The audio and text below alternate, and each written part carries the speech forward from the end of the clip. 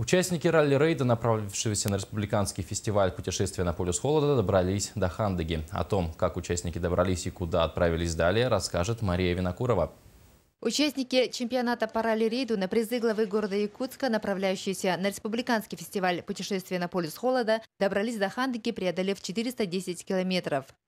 В этом году ралли-рейд посвящен 70-летию Победы. Поэтому в Хандыге с утра на площади Победы участники торжественно возложили гирлянду к памятнику Героя Советского Союза, прославленному снайперу Федору Матвеевичу Охлопкову. Здесь они поприветствовали жителей Хандыги, сфотографировались на память. В Тампонском районе проживают 4 ветерана Великой Отечественной войны. 2 из них в Хандыге и 2 в селе Мигиналдан. В администрации Улуса гости поздравили ветеранов войны Ирину Прокопьевну Баженову и защитницу Ленинграда Любовь Николаевну Калабину. Вручили им приветственные адреса от главы Якутска Айсена Николаева, спонсорскую помощь от предпринимателей в виде продуктовых наборов и памятных подарков. Очень благодарны всем, что не забыли, провели внимание, заботу о нас, не забывают. Спасибо, спасибо. Постараемся оправдать, будем жить долго. Участники рейда в основном из города Якутска. Также участвует команда из Мирного.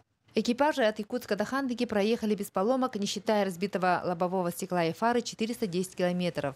Предстоит проехать еще 3 спецучастка. Да и теплая погода благоприятствует чемпионату. Все машины приехали в заданный срок. Первый спецучасток ралли-рейда «Полюс холода 2015» пройден. Сегодня второй этап, второй спецучасток – это Хандыга-Томтор. Он достаточно сложный, поэтому коэффициент сложности у него 1,25. Старт из Хандыги-Дан 19 марта в 10 часов утра. Расстояние до Томтора 450 километров планируют преодолеть за 10 часов.